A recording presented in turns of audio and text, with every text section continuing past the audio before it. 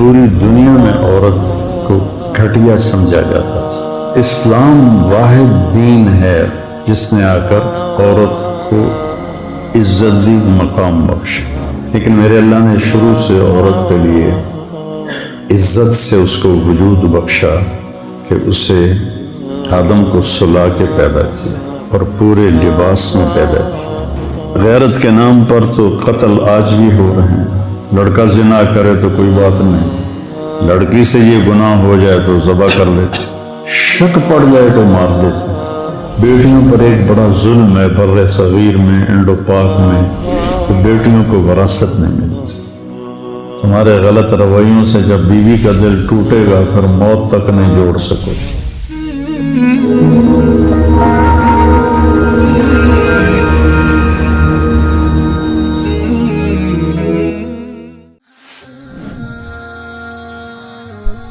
آئے مل کر بھوک مٹائیں، بجھے ہوئے چولہے پھر سے جلائیں۔ غذائی قلت کے شکار ہزاروں افراد آپ کی مدد کے منتظر ہیں۔ آگے بڑھیں اور ان کی امید بنیں۔ اپنے صدقات اور عطیات MTJ فاؤنڈیشن تک پہنچائیں۔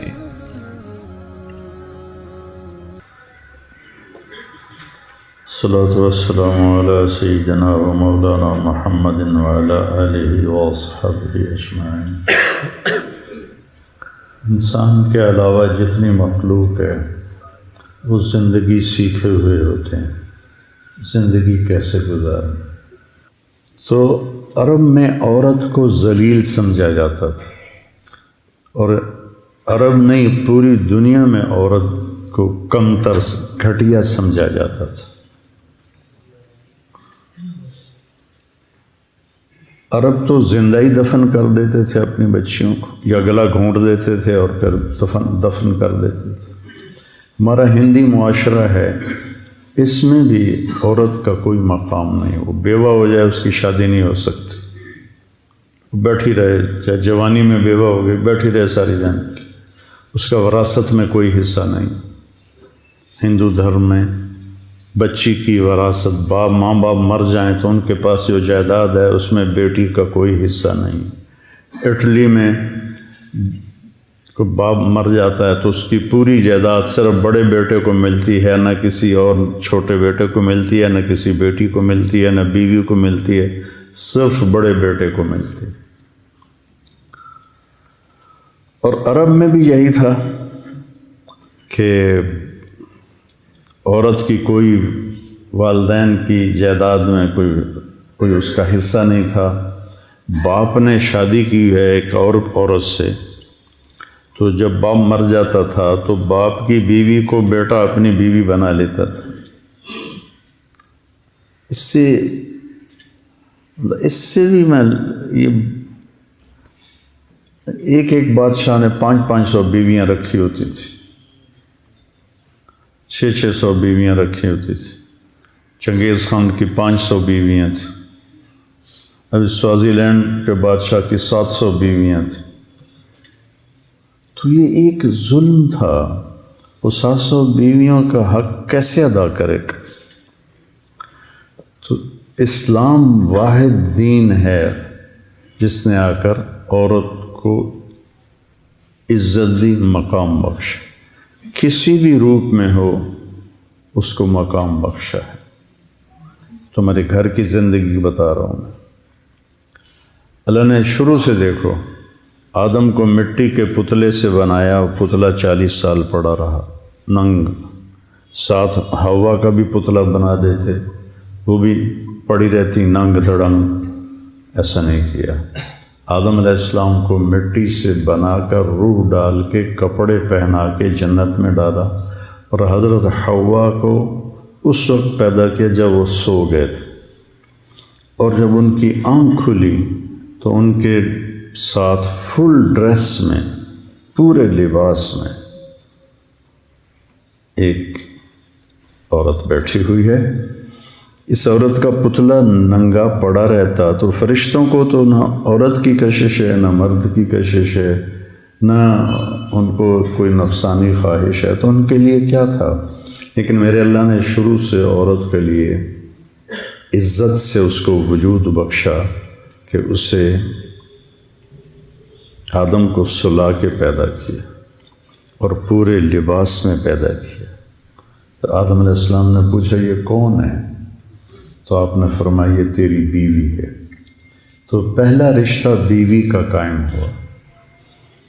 تو چونکہ بیویوں کو مارتے تھے، طلاق دے کے پھر رجوع کر دیتے تھے، طلاق دے کے 10 دفعہ طلاق دیتے، 10 دفعہ روک لیتے، اور غیرت کے نام پر تو قتل آج بھی ہو رہے ہیں۔ لڑکا زنا کرے تو کوئی بات نہیں، لڑکی سے یہ گناہ ہو جائے تو ذبح کر دیتے۔ جب دریائے راوی بہتا تھا، میرا گاؤں دریائے راوی سے 3 کلومیٹر ہے، زیادہ سے زیادہ، ایسے سیدھا جائیں تو سڑکوں کے بغیر، کتنی بچیاں اس میں بہا دی گئیں گلے کاٹ کے، اور بیٹا الو کا پٹھا ساری زندگی زنا کرتا ہے، تو کہتے ہیں جی چھوڑ چھکرن، کوئی نہیں چھوڑ چھکرن۔ وہ لڑکی بھی تو ایک انسان ہے نا، ایک بشر ہے، اس سے بھی تو خطا ہو سکتی ہے۔ شک پڑ جائے تو مار دیتے ہیں، صرف شک پڑ جائے قتل کر دیتے۔ تو اللہ تعالیٰ نے ہمارے نبی کو 11 شادیاں کروائیں۔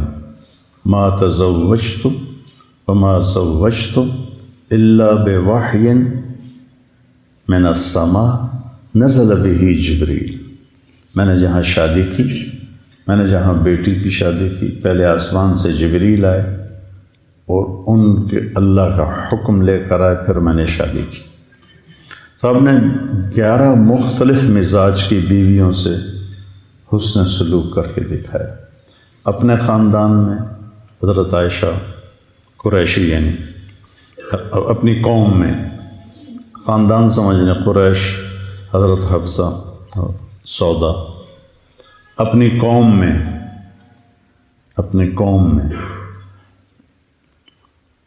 حضرت میمونہ ہلالیہ، اور اپنے رشتہ داروں میں حضرت زینب بنت جہش، عربوں سے باہر حضرت صفیہ، غیروں میں شادی کی، قوم میں شادی کی، برادری میں شادی کی، خاندان میں شادی کی۔ چھوٹی عمر سے شادی کی حضرت عائشہ، بڑی عمر سے شادی کی حضرت خدیجہ، برابر عمر میں سے شادی کی حضرت سودا۔ عمر کے لحاظ سے یہی 3 نسبتیں بنتی ہیں، چھوٹی ہو، برابر ہو، بڑی ہو۔ تو چھوٹی عمر کی حضرت عائشہ اور بڑی عمر کی حضرت خدیجہ اور برابر عمر کی حضرت سودا۔ پھر مالدار ہو حضرت خدیجہ، فقیر ہو جیسے حضرت صفیہ باندی بن کے آئیں، برابری میں ہو، مال میں برابری ہو حضرت سودا، مال میں زیادہ ہو حضرت خدیجہ۔ تو ہر قسم کے پھر مزاج میں تیزی ہو۔ بعض ازواج مطہرات کے مزاج میں بڑی تیزی تھی، اس کو بھی برداشت کی۔ تو عورت کو بیوی کی شکل میں عزت دے کے دیکھا۔ اب جوان اب نکلیں گے، شادیاں ہوں گی، ہمارا معاشرہ ہندی معاشرہ ہے، اس میں تمہارے ماں باپ تمہاری بیوی اکٹھے رہیں گے، تو بہت سی شکایات تمہاری ماں کو ہو جائیں گی، بہت سی شکایات تمہارے باپ کو ہو جائیں گی، بہت سی شکایات تمہاری بہنوں کو ہو جائیں گی، اور تم بے وقوف بن کر اپنی بیوی کو ذلیل کرنا شروع کر دو گی۔ اس لیے فقہاء نے لکھا ہے کہ اگر میں مالدار ہوں اور میری بیگم مجھ سے کہتی ہے کہ مجھے الگ گھر چاہیے، میں نے الگ رہنا ہے، تو اس کا جائز مطالبہ اس کو الگ گھر لے کے، میں نے ماں پیو کو نہیں چھوڑنا، میں نے ماں پیو کو نہیں چھوڑنا۔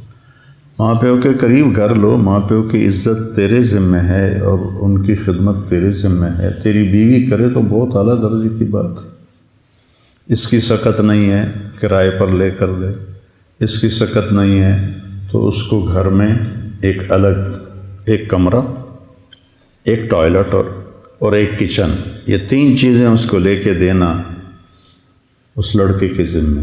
اگر اس کی بھی ہمت نہیں ہے تو پھر سارا سال روزے رکھو، تسبیح پڑھو، تبلیغ میں سال کی بجائے 3 سال لگاؤ،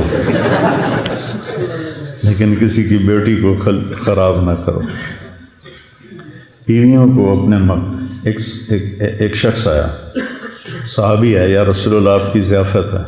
آپ نے کہا عائشہ میرے ساتھ جائے گی. کہنے لگے نہیں آپ اکیلے ہیں. آپ نے کہا میں نہیں آتا. آپ یہ جرات کر سکتے؟ اپنے دل استفت قلبک، اپنے دلوں سے پوچھو.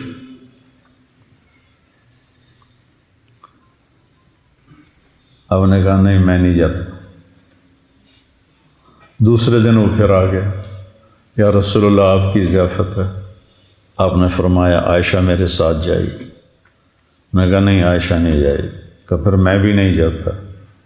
یہ زندگی ہے بیٹا، یہ زندگی ہے. منہ ادھر کر کے اس پیشاب کرنا یا ادھر کر کے پیشاب کرنا، اس میں تو اتنے 3 دن تمہاری دلیلیں ختم نہیں ہوتی.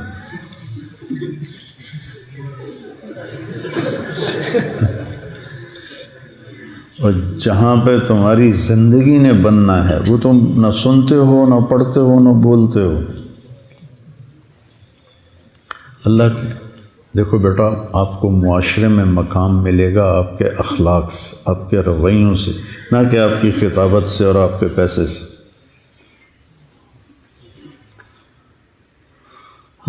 تیسرے دن وہ پھر آ گیا، کہنے لگا یا رسول اللہ آپ کی ضیافت ہے. آپ نے کہا عائشہ میرے ساتھ جائے گی. میں کہا نہیں عائشہ نہیں. عائشہ میرے ساتھ جائے گی. کہا اچھا چلو عائشہ کو بھی لے آؤ. پھر آپ گئے اس کے یہاں کھانا کھانا. اب یہ بیٹیوں کا معاملہ دیکھو کہ حضرت فاطمہ رضی اللہ عنہ تشریف لاتی ہیں، آپ کھڑے ہو جاتے ہیں اور آگے بڑھتے ہیں. اس جگہ تھا آگے بڑھتے تھے اور ہاتھ یہاں سے پکڑ کے ایسے ہاتھ کو چومتے تھے. پھر پہلے بیٹی کو بٹھاتے تھے، پھر خود بیٹھتے. کبھی دائیں طرف بٹھاتے تھے، کبھی بائیں طرف بٹھاتے تھے. آپ چارپائی پہ بیٹھے ہیں، آپ زمین پہ بیٹھے ہیں، آپ ایک چھوٹی سی کرسی بھی تھی آپ کے کمرے میں، آپ اس کرسی پر بیٹھے ہیں. جو ہی فاطمہ رضی اللہ عنہ تشریف لاتی آپ کھڑے ہو جاتے اور ان کو آگے بڑھ کے ان کو استقبال کر. تو اس سے بیٹی کا دل کتنا بڑا ہو جاتا ہو. میری بیٹیاں جڑواں ہیں، ایک لاہور میں ایک یہاں ہے. تو جب وہ آتی ہیں تو میں ان کے لیے کھڑا ہو جاتا ہوں.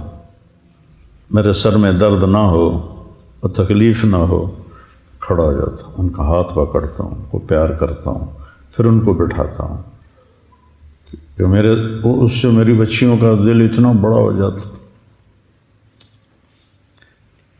یہ وہ کام ہے جن کے کرنے سے آپ بڑے آدمی بنیں گے. جب اللہ تمہیں قبول کرے گا تمہیں بولنا بھی سکھا دے گا.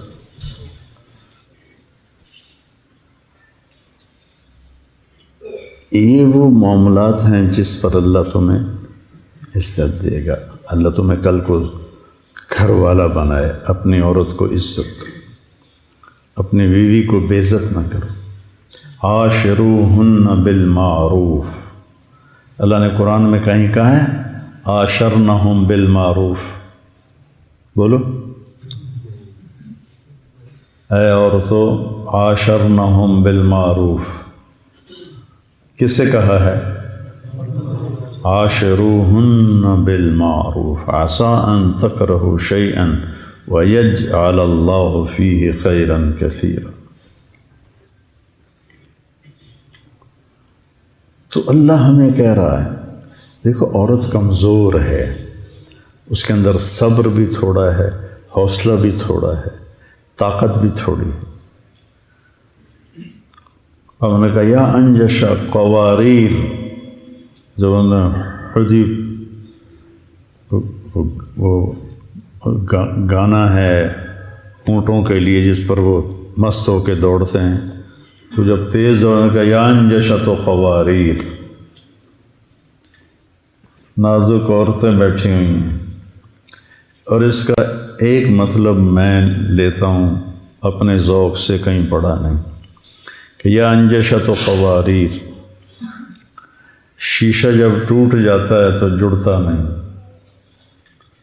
تمہارے غلط رویوں سے جب بیوی کا دل ٹوٹے گا پھر موت تک نہیں جوڑ سکو.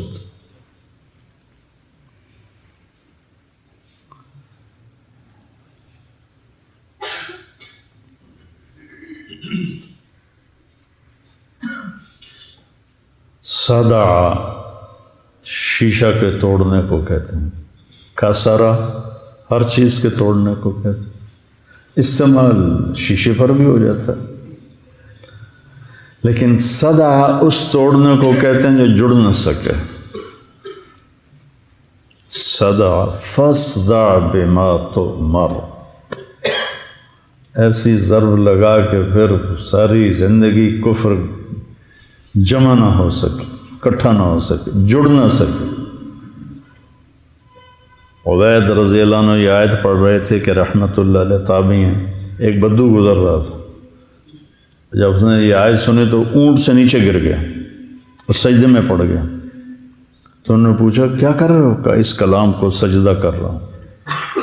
فاصدع بما تؤمر وأعرض عن المشرکین انا کفیناک المستہزئین.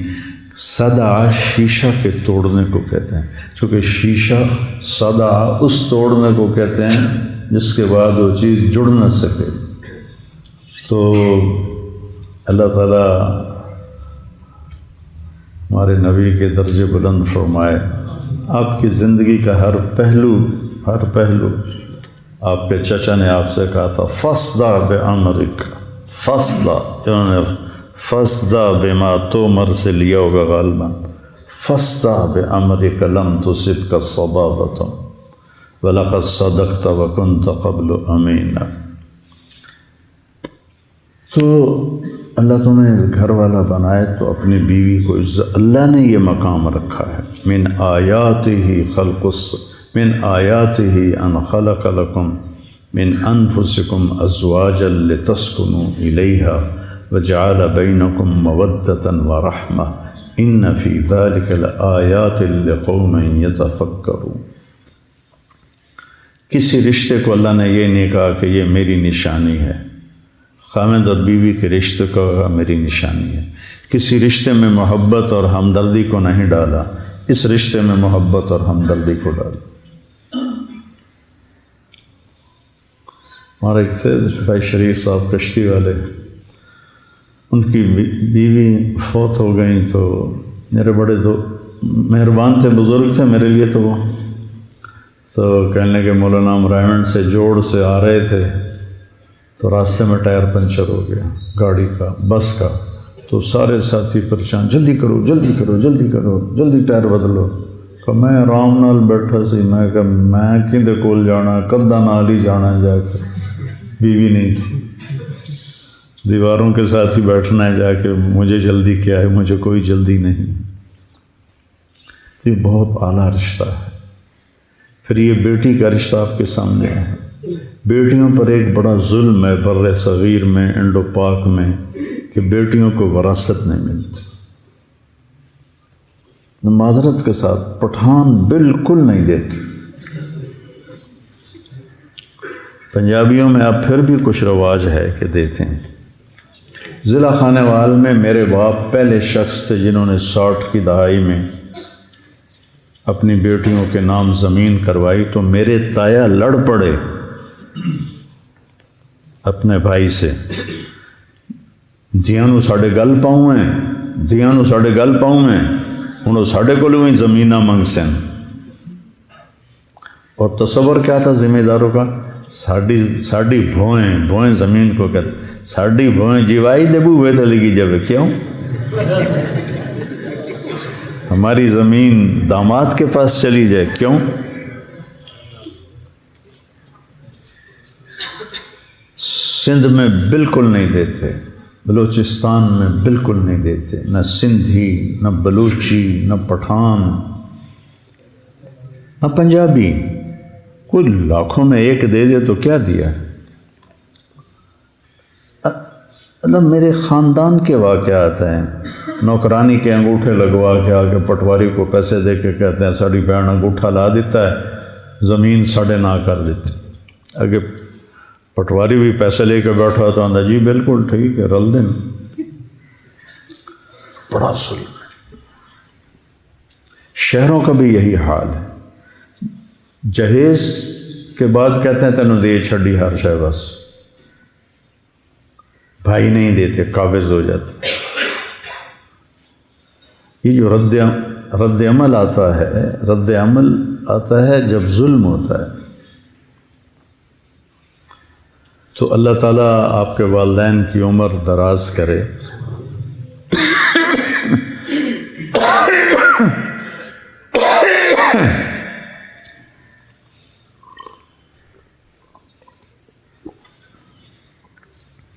وراثت ماں باپ کے مرنے کے بعد ہوتی.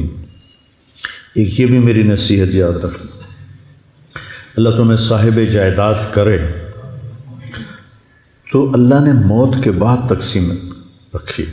تقسیمیں کر دو تاکہ اولاد میں جھگڑا نہ ہو، لیکن قبضہ اپنے پاس رکھو ورنہ تمہیں اولاد ہی فارغ کر کے یتیم خانے بٹھا کے آ جائیں گے. ایسے کتنے واقعات ہیں. وراثت ہے موت کے بعد. تو ہمارے ہاں اور عربوں میں اس وقت بیٹی کے لیے کوئی حصہ نہیں تھا. تو قرآن کی آیت سن جب آپ نے کہا تعلم المیراث فإنہ نصف العلم، تعلم الفرائض فإنہ نصف العلم. اور واحد حکم ہے جو اکٹھا آیا ہے ایک ہی جگہ پر، پھر دوبارہ کہیں نہیں آیا کہ اس کی ساری کلیات جزیات کو اللہ نے ایسے جمع کر کے بریکٹ میں بند کر دیا. اب آپ دیکھو کہ لڑکی کو تو حصہ ملتا نہیں، حصہ ملتا ہے لڑکے کو. تو ہونا چاہیے تھا للانثی مثل نصف حظ الذکر، چونکہ لڑکوں کو ملنا معروف ہے، ٹھیک ہے، اور لڑکی کو دیتا کوئی نہیں. اس لحاظ سے قرآن کہتا للانثی مثل حظ نصف الذکر. لیکن قرآن نے سوال اٹھایا جیسے لڑکوں کی جائیداد میں کوئی حصہ ہی کوئی نہیں. تو اس لفظ اس آیت سے ایک سوال پیدا ہوتا ہے کہ لڑکے کا جائیداد میں حصہ ہے. سبحان اللہ، لڑکے کا جائیداد میں حصہ ہے. اب قرآن کا اسلوب دیکھو کہ کیا خوبصورت انداز میں اللہ نے بیٹی کی عظمت کو اور اس کی حیثیت کو قائم کیا کہ کیا لڑکے کا قرآن میں وراثت میں حصہ ہے. تو اللہ کہتا ہے. یا اللہ کتنا ہے؟ کہ جتنا 2 لڑکیوں کا ہے اتنا ایک ہے. للذکر مثل حظ الانثیین. سبحان اللہ، کیا کمال. ہاں بھائی لڑکوں کو بھی دے دو، لڑکیوں کا تو ہے ہی، سمجھ رہے ہو، بیٹی کا تو حصہ ہے ہی. جتنا 2 بیٹیوں کا حصہ ہے اتنا ایک بیٹے کو دے دو. اور ادھر انگوٹھے لگوا کے اپنے نام کرا دیتے. کتنے بھائیوں نے بہنوں کو قتل کر دیا جائیداد کے پیچھے.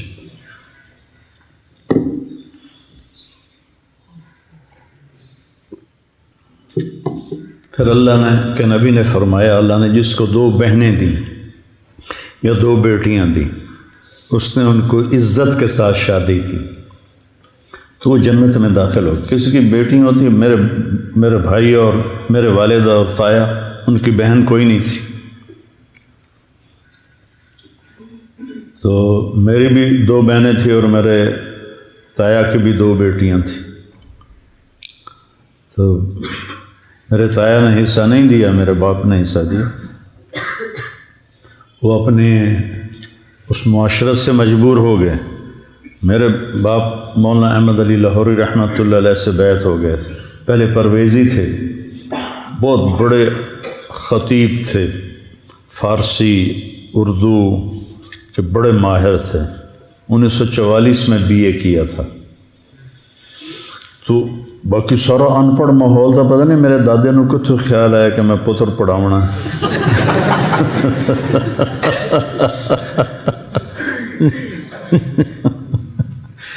تو پھر حضرت لاہوری سے طائب ہوئے لاہوری کے ہاتھوں، اور ان سے بیعت ہوئے مولانا عبید اللہ انور صاحب رحمۃ اللہ علیہ سے، تو ان کو کچھ دینی شعور پیدا ہو.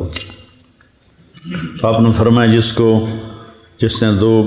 جس کو پہلے بیٹی کا 3 بیٹیاں دیں تو وہ جنت میں انا و ہوا کہاتین، کہ وہ اور میں جنت میں ایسے ہوں گے. ایک نے پوچھا 2 ہوں تو آپ نے کہاتین اس طرح ہوں.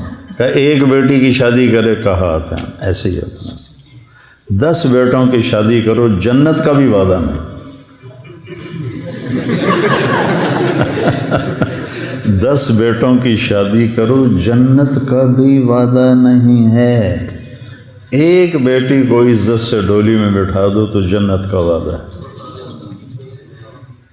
پھر جس کے ہاں بیٹی پیدا ہوتی ہے سب سے پہلے وہ خود بچی وہ لڑکی جس کے ہاں بیٹی پیدا ہوتی وہ ڈپریشن کا شکار ہوتی ہے کہ اب مجھے کیا کہیں گے سسرال والے کہ بچی پیدا ہوگی. جو عام ماحول ہے، ہر گھر میں اللہ کا فضل ہے، ایسا نہیں ہے، لیکن جو 90-95% ہے میں نے اسی کی بات کرنی. پھر دوسرا اس کو خوف ہوتا ہے میری ساس کیا کہے گی، ہم دینا دھی جم چھڑی. ایک بچی میرے پاس آئی اپنی بیٹی کو لے کر کے، جی میرے خاوند نے مجھے طلاق دے دی ہے کہ میری بیٹی پیدا ہوئی. یہب لمن یشاء اناثا، جب اللہ نے نعمت کو ذکر کیا تو پہلے بیٹیوں کا ذکر کیا، بیٹوں کا ذکر نہیں کیا. یہب لمن یشاء اناثا، اللہ نے اپنے نبی کو بیٹیاں دی، 2 بیٹے دے کے اٹھا لیے، اور آپ نے کہا میری نسل، میرا عصبہ میری بیٹی فاطمہ ہے. کتنے بڑے فخر کی بات. دیکھو میں تمہیں زندگی کا وہ سبق سنا رہا ہوں جو انتہائی اہم ہے اور بہت مشکل ہے، چونکہ ماحول میں نہیں ہے. تم یہاں سے میرے نبی کی زندگی سیکھ کے جاؤ، تمہیں کچھ بھی نہ آئے لیکن میرے نبی کی زندگی آ جائے. سکھری تروش منصورینو ان ٹھپرک کنز کدورینو، ہادی نہ سمجھ ہدایہ کافی نہ سمجھ کفایہ، کر پرز شرع وقایا، یہ دل قرآن کتاب ہے.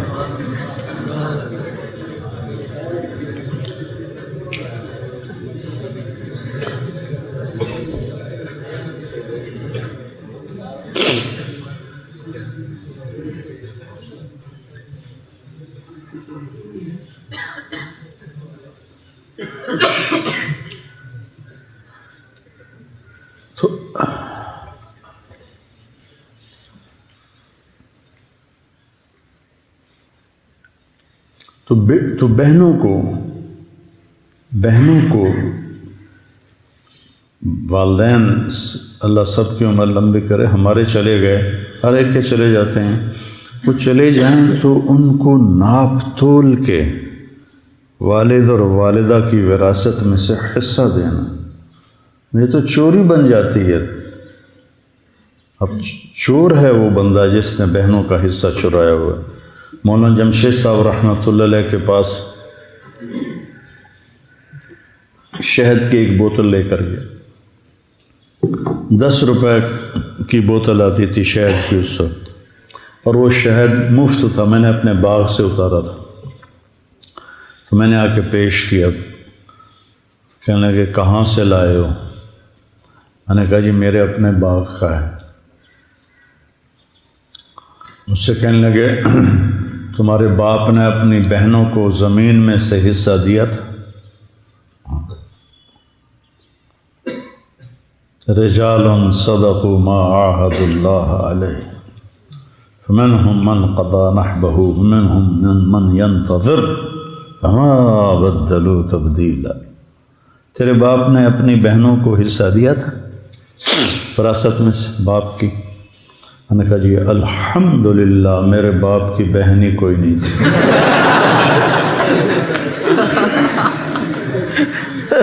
دو بھائی تھے صرف، بہن ہوتی تو شاید نہ ہی دیتے. کتنے دے ہونا ہے اس لیے پتہ ہی کوئی نہیں کسی نے. کہنے لگے اچھا, داڑھی ایسے پکڑا, اچھا تو تیرے دادا نے اپنی بہنوں کو حصہ دیا تھا؟ میں نے کہا جی میں اس وقت پیدا ہی نہیں ہوا.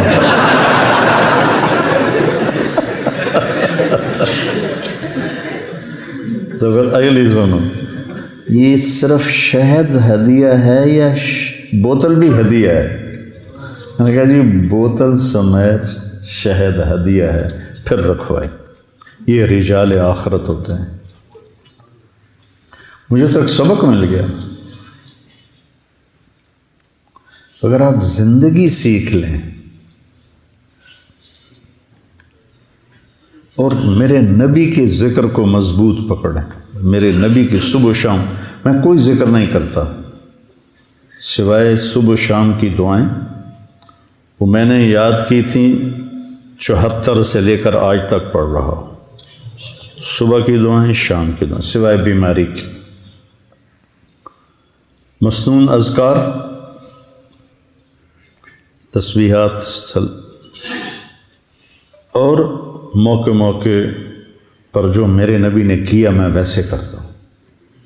جیسا آپ نے کیا اپنے 24 گھنٹے کی زندگی میں ویسا کرنے کی میں کوشش کرتا ہوں. اتنا اگر آپ نے کر لیا ہے تو آپ کا ذکر مکمل ہے اور اس میں نور نبوت ہے. باقی یہ زندگی سیکھو, اپنے بہنوئیوں کو عزت دو.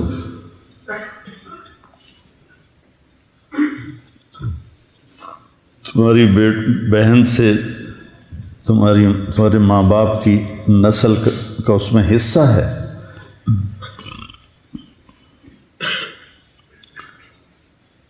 اور ماں بن جائے تو اللہ کہتا ہے قدموں تلے جنت ہے. ایک صحابی ہے, ارید ان اجاہد, میں جہاد کرنا چاہتا ہوں. احی والدک, ماں باپ زندہ ہیں؟ کہا جی. کفی ہے ففی ہے ما فجاہد, جا ماں باپ کی خدمت کرتے رہے, یہی جہاد ہے. آپ جہاد کے سفر میں تھے, ایک نوجوان بڑا خوبصورت بکریاں چرا رہا تھا. حضرت عمر کہنے لگے کہ کبھی یہ جہاد میں ہوتا. تو آپ نے کہا عمر تو نے تو جہاد کو بڑا مختصر کر دیا, بہت تنگ کر دیا. انہوں نے کہا بیٹا ادھر آؤ, کیا کرتے ہو, تمہاری کوئی ذمہ داری ہے؟ کہا جی میری ایک بوڑھی ماں ہے, اس کی خدمت کرتا ہوں, یہ بکریاں چراتا ہوں. کہا جا تو جہاد کر رہا ہے. حضرت ابو ہریرہ نے مسجد میں جہاد کی تیاری کے لیے جماعت بن رہی تھی, وہ گھر آئے اور ہتھیار اٹھائے. ماں نے کہا کدھر جا رہے ہو؟ کہا میں جہاد پہ جا رہا ہوں. کہ میں اکیلی ہوں, میرا کوئی بھی نہیں, تو جہاد پہ جا رہا ہے؟ کہا نہیں میں نے بڑی ترغیب سنی, میں جا رہا ہوں. تو ماں نے کہا تجھے میرے دودھ کا واسطہ, یہ ماؤں کا ایک ہتھیار ہوتا ہے نا, تجھے میرے دودھ کا واسطہ نہ جا. کہ نہیں میں نے جانا ہے. تو ان کے پہنچنے سے پہلے انہوں نے پیغام بھجوا دیا اللہ کے نبی کو. جب ابو ہریرہ ہتھیار سجا کر آئے تو آپ نے ان کو دیکھ کر یوں منہ پھیر لی. اور یہ آپ کی پکی نشانی تھی کہ جب آپ کسی پہ ناراض ہوتے تھے تو اس کو دیکھ کر یوں منہ پھیر لیتے. ہماری ناراضگی ہوتی ہے اگلے دے ایک واری تک کھل لا دیو.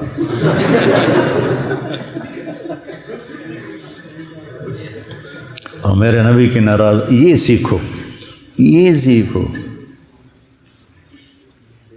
یہ سیکھو. دیکھا تو آپ نے یوں منہ پھیر لیا, تو ان کو پتہ چل گیا آپ ناراض ہیں. سامنے یا رسول اللہ آپ ناراض ہیں. اس وقت آپ غصے میں بولے تیری ماں نے تجھے دودھ کا واسطہ دیا, تو پھر اسے چھوڑ کے آ گئے. واپس چلا جا, مجھے تیرے جہاد کی کوئی ضرورت نہیں. حضرت علقمہ کی بیوی نے پیغام بھجوایا کہ علقمہ سکرات میں ہیں, کلمہ نہیں پڑھا جا رہا. ہمارے نبی تیزی سے گئے, دیکھا تو آگے وہ صحابی یہاں گنہگار سے گنہگار لوگ. ایک اداکار تھا, ہر عیب اس میں تھا, ہر عیب, ہر برائی, اور ڈرامہ کرتے ہوئے ہارٹ اٹیک ہوا اسٹیج پر. کتنی بری اور غفلت کی جگہ پر. اور وہ گرا تو نے کہا لا الہ الا اللہ محمد رسول اللہ. اور اس کو اٹھا کے پیچھے لے گئے اور وہ کلمے کو اعلان کر رہا تھا اور پڑھتے پڑھتے انتقال ہو گیا۔ من کان آخر کلامہ لا الہ الا اللہ، بولو۔ یہ صحابیوں کے کلمہ نہیں پڑھا جا رہا، تو آپ تشریف لائے، آپ نے کہا قل لا الہ الا اللہ کا لا اقدر نہیں پڑھا جاتا۔ پھر آپ نے پوچھا کون زندہ ہے اس کے ماں باپ نے؟ کہا جی والدہ زندہ ہے۔ ناراض ہے؟ کہاں؟ تو آپ نے پیغام بھیجا ام علقمہ میں آ جاؤں کہ تم آتی ہو؟ کہا جی میں آ جاتی ہوں۔ وہ آئیں تو آپ نے کہا علقمہ سے ناراض ہو؟ اب یہ دھیان سے سننا۔ کہا جی ناراض ہوں۔ کیوں ناراض ہو؟ کہ یا رسول اللہ اس کے دین کا گلہ کوئی نہیں ہے، بہت نیک ہے، راتوں کو اٹھ کر نمازیں پڑھتا ہے، دن میں روزے رکھتا ہے، قرآن کی تلاوت کرتا ہے، میری ناراضگی ہے کہ مجھ سے بدتمیزی سے بات کرتا ہے، بدتمیزی سے بات کرتا ہے۔ صرف بدتمیزی سے بات کرنے پر کلمہ صحابی کا رک گیا، باقی ماؤں کو دھکے دے کر کہاں سے نجات پائیں گے؟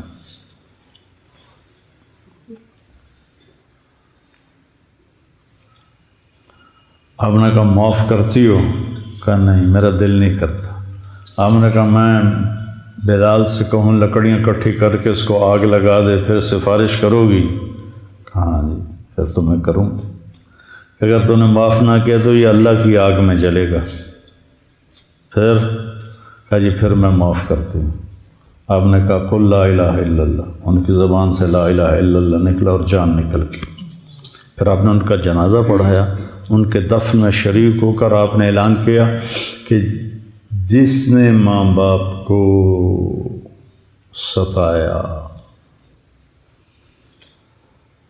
من عق والدیہ فعلیہ لعنۃ اللہ والملائکۃ والناس اجمعین لا تقبل صلاتہ ولا صیامہ ولا صدقتہ۔ پھر آپ نے قبر پہ کھڑے ہو کر کہا جس نے ماں باپ کی پر زیادتی کی تو ان پر اللہ کی لعنت، فرشتوں کی لعنت، انسانوں زمین آسمان کی لعنت، اور نہ اس کی نماز قبول ہے، نہ روزہ قبول ہے، نہ صدقہ قبول ہے، اور کہیں حج بھی آتا۔ تو اللہ نے ماں کو کیا مقام بخشا۔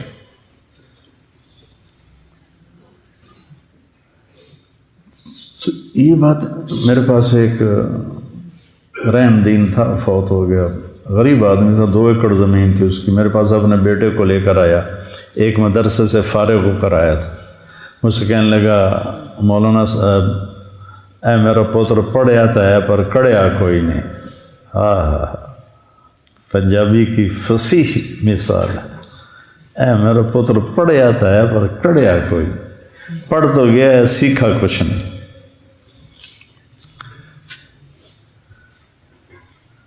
یہ جو بھینس کا بچہ ہوتا ہے نا، اس کو ہماری زبان میں کہتے ہیں گڑاپ۔ کیا کہتے ہیں؟ گڑاپ۔ گڑاپ اسے کہتے ہیں جو ابھی بیاہی نہ ہو اور اس نے بچہ نہ لیا ہو۔ تو ایک وہ جنگل کا بچہ دیہاتی اسکول میں داخل ہوا، تو اس الف انار بے بکری پہ پنکھا یہ ہوتا تھا، تو بے بھینس تھا، بے بھینس۔ تو استاد نے اس کو یاد کرا، ہم بے بھینس، بے بھینس، بے بھینس۔ اس نے اس کو کوئی 8-10 دفعہ دہروایا، بے بھینس کا جا یاد کر کے لیا۔ وہ جا کے بیٹھ کے اس کو درا میں واپس، ہاں بھائی بے آندہ جی گڑا آپ۔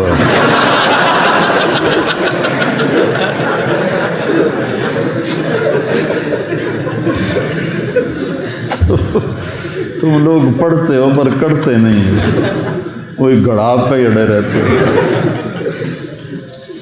تو اپنی ماؤں کو عزت دو۔ جب آپ گھروں میں جاؤ اپنی ماں کے کپڑے دھوو، اپنے باپ کے کپڑے دھوو، گھر میں جھاڑو دو، ان کے کپڑے صاف کرو، ان کے لیے کھانا بناؤ، چائے بناؤ، ان کے اندر سے دعائیں۔ جب میں تبلیغ میں لگ گیا تو پہلے تو میں گستاخ تھا، ماں باپ کا گستاخ تھا، میں تنگ کرتا تھا۔ تو اللہ نے تبلیغ میں لگایا، تو اس کے بعد پھر میں اپنے والد کو، جب میں چھٹیوں میں آتا، سال میں 1 دفعہ آنا ہوتا تھا، ان کو دباتا، تیل لگاتا۔ نوکر نے تو ایسے ایسے کرنا ہوتا تھا، میں بیٹا میں دل سے دباتا تھا، تو میرے باپ کو عادت تھی دبوانے، ان کو تیل لگاتا تو بڑے خوش ہوتے اور ایک جملہ بولتے، پتر میری آنکھیاں تو نہیں ویکھنا پر تو ویکھی ایک دن اللہ تینوں بہوں عزت دے سی۔ پتر میری آنکھیاں تو نہیں ویکھنا ایک دن ویکھی اللہ تینوں بہوں عزت دے سی۔ 88 میں ان کا انتقال ہوا۔ تو میرے نبی نے عورت کے مقام کو اس لیے اجاگر کیا، اللہ نے اجاگر کیا کہ قدر کوئی نہیں تھی۔ لا تقل لهما اف ولا تنهرهما وقل لهما قولا كريما واخفض لهما جناح الذل من الرحمة وقل رب ارحمهما كما ربياني صغيرا ربكم أعلم بما في نفوسكم إن تكونوا صالحين فإنه كان للأوابين غفورا۔ وہ اپنا حق ایک ہے، وَقَضَىٰ رَبُّكَ أَلَّا تَعْبُدُوا إِلَّا إِيَّاهُ، تیرے رب کا فیصلہ ہے کہ شرک نہیں کرنا، صرف اللہ کی عبادت۔ وَبِالْوَالِدَيْنِ إِحْسَانًا إِمَّا يَبْلُغَنَّ عِندَكَ الْكِبَرَ أَحَدُهُمَا أَوْ كِلَاهُمَا فَلَا تَقُل لَّهُمَا أُفٍّ وَلَا تَنْهَرْهُمَا وَقُل لَّهُمَا قَوْلًا كَرِيمًا وَاخْفِضْ لَهُمَا جَنَاحَ الذُّلِّ مِنَ الرَّحْمَةِ وَقُل رَّبِّ ارْحَمْهُمَا كَمَا رَبَّيَانِي صَغِيرًا ربكم أعلم بما في نفوسكم إن تكونوا صالحين فإنه كان للأوابين غفورا۔ یہ اتنا لمبا کلام، اپنے لیے ایک جملہ، ماں باپ کے لیے اتنے لمبے، اور خاص طور پر ماں کے۔ من ابر یا رسول اللہ، کس کی خدمت کروں؟ کہا امک، ماں کی۔ کہا جی پھر؟ کہا ماں کی۔ کہا جی پھر؟ کہا ماں کی۔ کہا جی پھر؟ کہا باپ کی۔ ایک شخص ہے عبداللہ بن عباس کے پاس، یہ بہت بڑا گناہ ہو گیا ہے، میری معافی ہو سکتی؟ آپ نے کہا تیری ماں زندہ ہے؟ کہا جی فوت ہو گئی۔ کہا جی اپنی خالہ کی خدمت کر، معاف ہو جائے گا۔ خالہ کی خدمت کر، معاف ہو جائے گا۔ تو بچوں، آج میں نے زندگی کا ایک باب آپ کے سامنے پیش کیا ہے، زندگی کا، اور اللہ نے مجھے توفیق دی، جب سے سن 2000 سے اللہ نے مجھے اس شکل کے بنانے کی توفیق دی، میں اس میں نبی کی زندگی کا رنگ بھرتا رہا ہوں اور بھرتا رہوں گا حتیٰ القی اللہ، یہاں تک کہ میری اللہ سے ملاقات ہو جائے۔ باقی فقہ اور مقابلے، مجادلے، مناظرے، یہ اس سے نہ میری جنت کا تعلق ہے نہ میری جہنم کا تعلق ہے۔ جس راستے پہ چل رہے ہیں اہل حق ہے، آرام سے چلو، دوسرے جو چل رہے ہیں وہ بھی صحیح ہیں، ان کو چلنے دو، خود بھی چلو۔ ہمارا مثال یہ بن گئی، نہ کھیڈنا نہ کھیڈن دیونا، تو خود بھی کھیلو، اوروں کو بھی کھیلنے دو۔ آئے مل کر بھوک مٹائیں، بجھے ہوئے چولہے پھر سے جلائیں، غذائی قلت کے شکار ہزاروں افراد آپ کی مدد کے منتظر ہیں۔ آگے بڑھیں اور ان کی امید بنیں، اپنے صدقات اور عطیات NTJ فاؤنڈیشن تک پہنچائیں۔